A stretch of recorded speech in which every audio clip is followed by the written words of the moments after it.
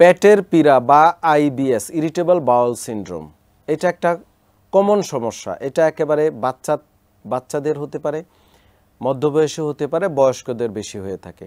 তো এই পেটের পীড়া থেকে যেটা হয়, একটা মানুষ তার বাচ্চাদের হলে তার ফিজিক্যাল ডেভেলপমেন্ট, মেন্টাল ডেভেলপমেন্ট ঠিকমতো হয় না, বিভিন্ন রোগে আক্রান্ত হয়, স্পেশালি বাত ব্যথায় আক্রান্ত হয়, মেজাজ খিটখিটে থাকে, তারপরে হচ্ছে মানসিক সমস্যা দেখা দেয়, পেটের পীড়ার কারণে শারীরিকভাবে সে দুর্বল থাকে। তো এই পেটের পীড়া খুবই ইম্পর্ট্যান্ট, এটা আমাদের সবাইকে অ্যাড্রেস করতে হবে। বিভিন্ন কারণে হয়ে থাকে, সেটা পরিবেশগত, খাদ্যর কারণে, তারপরে হচ্ছে লাইফস্টাইলের কারণে, এবং এক একজনের এক এক খাবারে পেটের পীড়া হয়, অ্যালার্জিক সমস্যা দেখা দিতে পারে।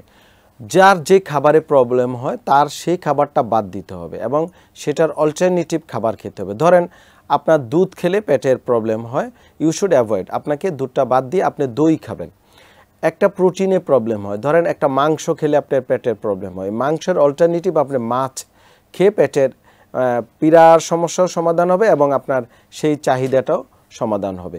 এই ক্ষেত্রে আমাদের নিয়মিত শাকসবজি খেতে হবে এবং শাকসবজি, কাঁচা শাকসবজি খুবই ইম্পর্টেন্ট। সেক্ষেত্রে ভালো করে পরিষ্কার করে ধুয়ে নিয়মিত খাদ্যাভ্যাসে নিয়ে আসতে হবে। নিয়মিত ঘুমাতে হবে পেটের পীড়া সমাধানের জন্য, খুবই ইম্পর্টেন্ট। যদি ঘুম না আসে এবং না ঘুমান তাহলে এই সমস্যার সমাধান হবে না।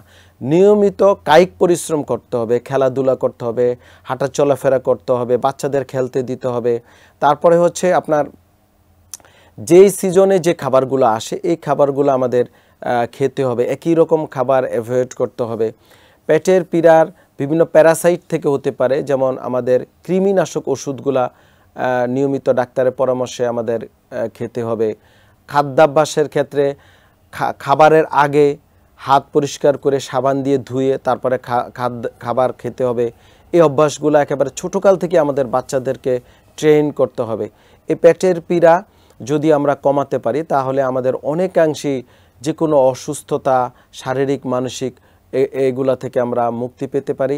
বিভিন্ন প্রোবায়োটিক্স, বিভিন্ন সাপ্লিমেন্ট আছে, বিভিন্ন থেরাপি আছে, বিভিন্ন এক্সারসাইজ আছে যেটা পেটের পীড়া কমাতে অনেকাংশে আমাদের সাহায্য করে থাকে।